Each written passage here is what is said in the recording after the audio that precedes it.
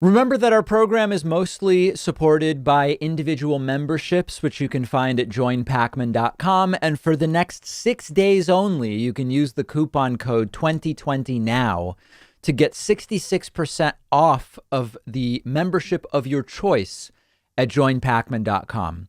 I want to be really clear as I talk about this next story. The most important part of this election is removing Donald Trump and replacing him with Joe Biden so that we can start to get the country back on the right path. The country has been taken over by lunatic extremists and ignorant clowns in Washington, D.C., corrupt fools and delusional narcissists.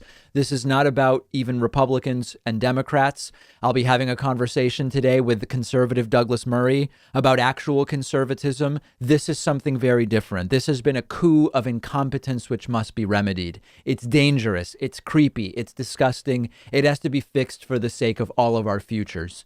But in addition to that, watching Donald Trump increasingly triggered by former President Barack Obama's speeches has really been a delight.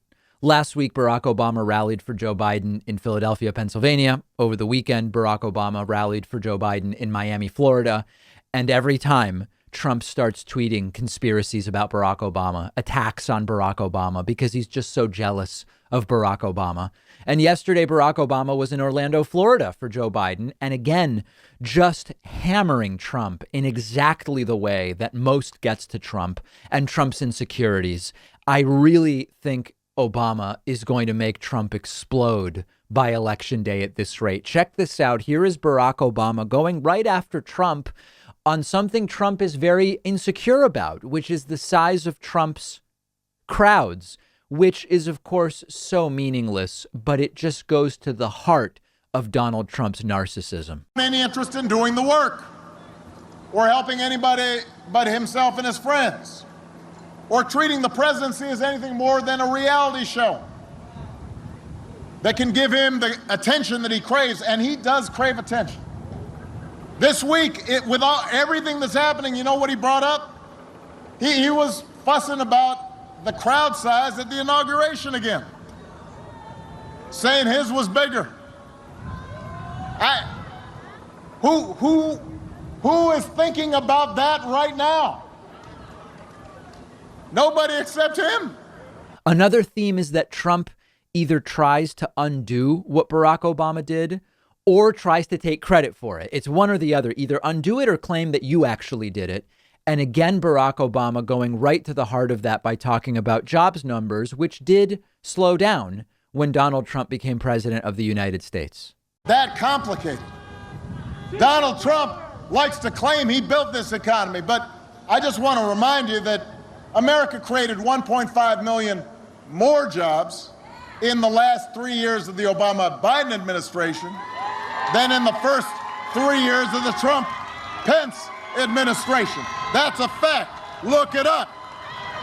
It is a fact, and I do encourage you to look it up. And of course, any reasonable person understands that there is much more complexity than merely Obama was better at job creation than Trump. But it is true. Those are the numbers. And Donald Trump can't handle that. And he hates that. And he lies about it. And then this is just great. Barack Obama addressing Donald Trump's claim that he's been the best president for black people since Abraham Lincoln, even better than the actual black president. Take a look at this. And he wants to take credit for it, says he's the best president for black folks since Abe Lincoln. Man, now his advisors are out there saying, including his son-in-law says, black folks have to want to be successful. That's the problem. Who are these folks? What history books do they read? Who do they talk to? Don't read? Is that what is going on? And what wild times we live in, huh? And then lastly here, Barack Obama going after Donald Trump for being enamored with global dictators and authoritarians, saying, of course, they want Trump to win, and over Donald Trump being so triggered by Leslie Stahl from his 60 Minutes interview. Our current president, he whines that 60 Minutes is too tough. You think he's going to stand up to dictators? He thinks Leslie Stahl's a bully. Just yesterday, he said that Putin of Russia, Xi of China, and Kim Jong-un of North Korea want him to win. We know. We know because you've been giving them whatever you want for the last 4 years. Of course they want you to win. That's not a good thing. We'll talk a little bit more about Leslie Stahl momentarily, but really just finely tuned to get to Donald Trump and to throw Trump off balance. And of course, these are not highly substantive policy rallies that Barack Obama is doing, although they have more substance than Trump's. But they don't have to be. This is Barack Obama. This isn't the candidate. This is a surrogate, in this case, a surrogate for Joe Biden, who's going out as a popular person within the party to fire up the base and really hitting the right notes to trigger Donald Trump. And boy, has it worked. Now, am I childish for thoroughly enjoying when Barack Obama does this?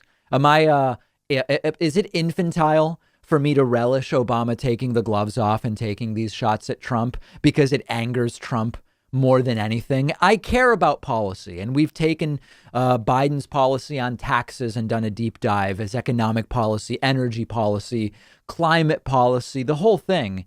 And that really matters. But isn't this great in some way? And importantly, a really important message on voting from Barack Obama yesterday. And this is why I think it's great for him to be doing these rallies at all. Barack Obama said, we can't be complacent. We were complacent last time, and look what happened. And by the way, I think he should also be saying those people on the, I know he won't say it. I say it. The people on the left who said Hillary, Trump, it's all the same. They're both neoliberal shills or tools of the establishment. Look at the Supreme Court, my friends. Look at the Supreme Court. And the real key here is, as Barack Obama says, no complacency. 6 days to go.